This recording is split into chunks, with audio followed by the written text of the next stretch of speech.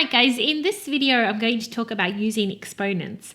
And when we use exponents, we're going to be raising a base to some power. Or sometimes we say we're raising that base to the exponent. So for example, if we think about 3 to the power of 4, we're raising the base 3 to the power 4. And using exponents is just really a shorthand way to represent multiplication. So the power will indicate the number of times we're going to multiply the base by itself. So 3 to the power of 4 extends to 3 times 3 times 3 times 3, which actually equals to 81. So that's really rule number one. If we have some x to the power of y, this just represents that we're going to multiply x by itself a y number of times. Now it follows from this definition, from this rule, that any number raised to the power of 1 will just be equal to that number. So your x to the power of 1 is just equal to x. One way to see this is that, the y from rule 1 here is just equal to 1. So that's our second rule. And this means that if we see any term without an exponent, we can consider it to have really an implicit power equal to 1. So if we think about any of our numbers or terms like 4, z, 5, 1000, c, etc., anything, we can think about those terms as being implicitly raised to the power of 1. And sometimes, like when we do calculus, it is useful to remember this. Now let's think about what happens if we multiply similar bases, sometimes we call them like bases, together. So for instance, if we had a 3 to the power of 4 times 3 to the power of 3, so we have the same base here multiplied together. And if we open this out, we get 3 times 3 times 3 times 3, that's our 3 to the power of 4, times 3 times 3 times 3. That's 3 to the power of 3. And if we count up the number of 3's here, it's 7 in total. So this is equal to 3 to the power of 7. But note that 7 is equal to 4 plus 3. So we see here that when we multiply like bases together, we can simply add the exponents. So 3 to the power of 4 times 3 to the power of 3 is equal to 3 to the power of 4 plus 3, which is 3 to the power of 7. So that's our third rule. If we had x to the power of y times x to the power of z, that's equal to x to the power of y plus z. All right, now let's see what happens if we introduce some division. So let's think about the following division. We have 3 to the power of 4 divided by 3 to the power of 3. Well, if we open this up, we get on the top 3 times 3 times 3 times 3. That's 3 to the power of 4. And 3 times 3 at the bottom. And you can see we can cancel some of these out and we're left with just 3. So that's 3 to the power of 1, or to say this another way, it's 3 to the power of 4 minus 3. And what this example is pointing at is another general rule. When we divide terms which are like bases, we can just subtract the denominator exponent from the numerator exponent. So that's our fourth rule. If we had some x to the power of y divided by x to the power of z, that's equal to x to the power of y minus z.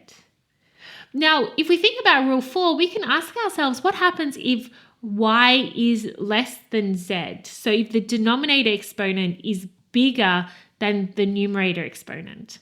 So for instance, let's evaluate 3 to the power of 2 over 3 to the power of 4. Now, if we use rule 4, we know that this must be equal to 3 to the power of 2 minus 4, which is 3 to the power of negative 2. Okay, well, let's open up our fraction. So 3 to the power of 2 is 3 times 3, and 3 to the power of 4 is 3 times 3 times 3 times 3. So we cancel out some stuff and we get 1 over 3 times 3, which is 3 squared. So we see here that 3 to the power of negative 2 is equal to 1 over 3 squared. And so this is an application of our fifth rule. If we have a base with a negative exponent, we can rewrite this on a denominator and that will lose the negative. So if we have 1 over x to the power of y, that's equal to x to the power of negative y.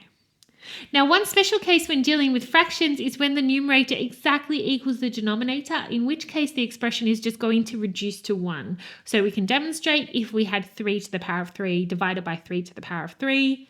You can see we open that out and it all cancels out to 1. Now, using our rule number 4, however, we see that 3 to the power of 3 divided by 3 to the power of 3 must equal to 3 to the power of 3 minus 3, which is 3 to the power of 0. So we see here that 3 to the power of 0 is equal to 1. And so more generally, if we have any base raised to the power of 0, that's going to be equal to 1. That's going to be our 6th rule. Any x to the power of 0 is just equal to 1. Importantly, our exponents will have the property that they will distribute across brackets when the terms inside the brackets only include multiplication or division. So, for instance, let's consider evaluating 3 over 2 all squared. So, in this case, we can distribute through the exponent. Let me demonstrate. Well, this is equal to 3 over 2 times 3 over 2, which is equal to, we multiply the numerators, 3 times 3, over 2 times 2, which is 9 over 4, which is 9 is 3 squared and 4 is 2 squared. So you can see that those exponents, we can just distribute them through when we have this division inside here. If we have divisions or multiplications, we're good. But just to show you what happens if we have something that's not a multiplication or division. So if we had like 3 plus 2 over 2 all squared, this is equal to, we can just open it out. We have 3 plus 2 over 2 times 3 plus 2 over 2. That's equal to 3 plus 2 times 3 plus 2 over 4, which is equal to, we can open out those brackets. So 9, 3 times 3, plus 3 times 2 is 6, plus 2 times 3 is 6, plus 2 times 2 is 4. That's all over 4. 9 plus 6 plus 6 plus 4 is 25 over 4. Now, this is not equal to, if we did something weird like this, if we just distributed the exponent, and we thought we could do something like 3 squared plus 2 squared over 2 squared. That's not going to work. That's equal to, if we just do those sums, it's 13 over 4 but we should be getting 25 over 4. So we can't distribute the exponent through if we have addition or subtraction, but just if we have multiplication or division, we're good. So that's rule 7, x over y to the power of z is equal to x to the power of z over y to the power of z. Now, it's fairly easy to show that if we have a term that's raised to some power in parentheses that is again raised to another power, that we can multiply those powers together. For instance, if we had 3 squared, that is again squared. If we open this up, well, this is equal to 3 squared times 3 squared. That's 3 squared squared. Which is, we can just use rule number 3. If we have 2 like bases multiplied together, we can add the exponents, right? So this must be equal to 3 to the power of 4. But note that 4 is 2 times 2. So we see that 3 squared squared is equal to 3 to the power of 2 times 2. And this points to our general rule, any x to the power of y, which is then raised to the power of z, is equal to x to the power of y times z.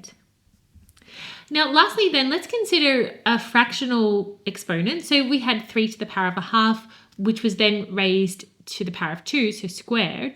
Now here, when we distribute that power through the parentheses, we just learned we can multiply them. So this is equal to 3 to the power of a half times 2, which is 3 to the power of 1, which is just 3.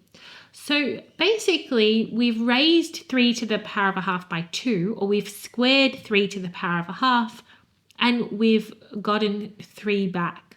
So what else can we square to make 3?